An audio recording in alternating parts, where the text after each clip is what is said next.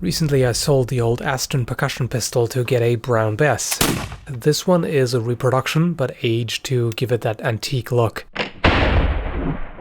For some reason it's a 69 caliber bore rather than the usual 75. If you're not very familiar with muzzleloaders and saw me load the percussion pistol, you may be wondering, how did they ever use stuff like this on a battlefield? It's so slow.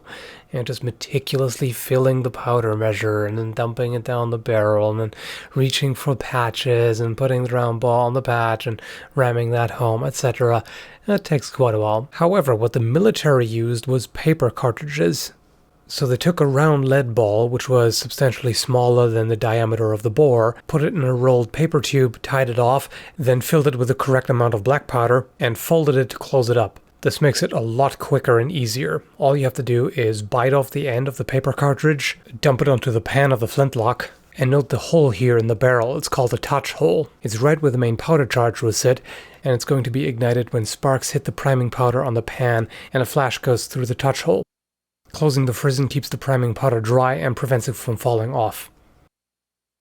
Then the remaining powder goes down the barrel, and the paper forms a wad that fills the space between the undersized ball and the bore. It also prevents the ball from just rolling out when the barrel is tilted down. One could also use a lead ball with the same diameter as that of the barrel and load it without patch or paper, but that would make it really hard to ram the ball down. You would need to force it down with a mallet.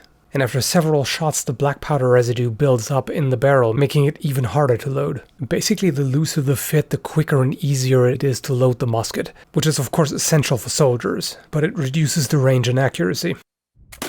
There's a reason why the flintlock is jokingly called Flintlock. Sparks, a big flame, and smoke going off right in front of your face makes it a little hard to avoid involuntary reflexes, so it takes quite a bit of practice to get rid of the flinch, or at least minimize it. What that typically does is cause the shots to go low. You can see that here in the slow-mo, the barrel tilts down a bit. If that happens after the ball leaves the barrel, it's not a problem, but if it happens before that, then it'll pull it down. And that's exactly what happened to me here. A lot of my shots landed lower than I intended. I can't say too much about the accuracy yet because I haven't practiced much with it so far. At first I was shooting at quite a short distance, about 20 meters or yards, and then I moved it out to about 50 meters. The first shot landed almost exactly where I was aiming, just a tad bit to the left, and then the subsequent ones all went low. With enough practice, people can usually consistently hit a man-sized target at about 100 meters.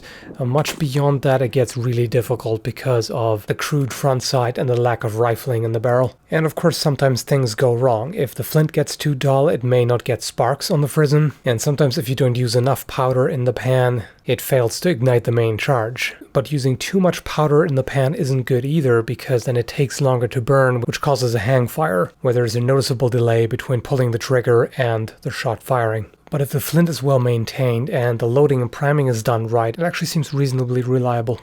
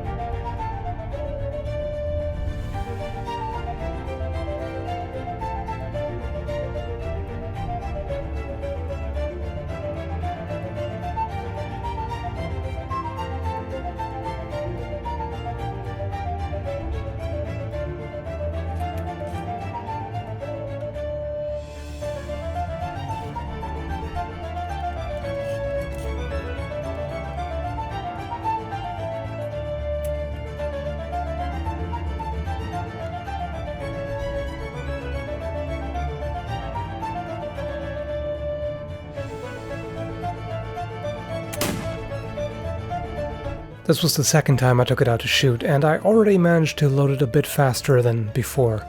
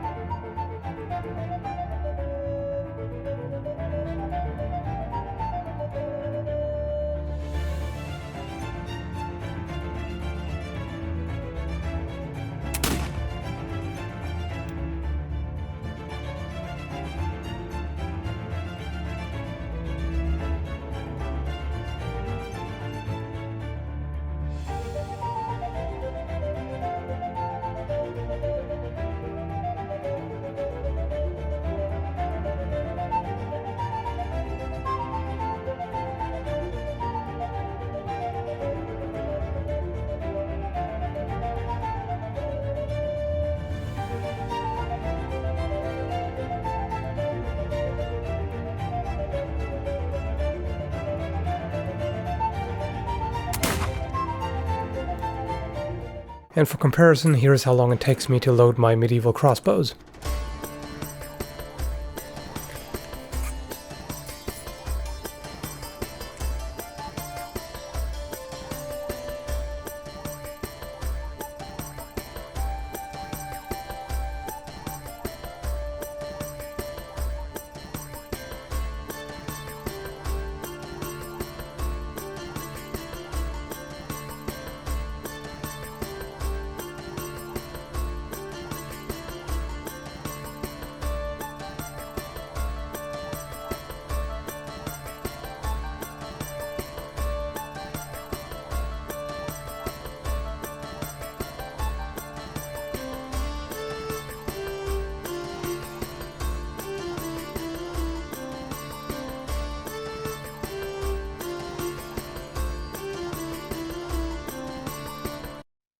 Overall, it's quite messy and challenging compared to modern rifles, but it's also a lot of fun.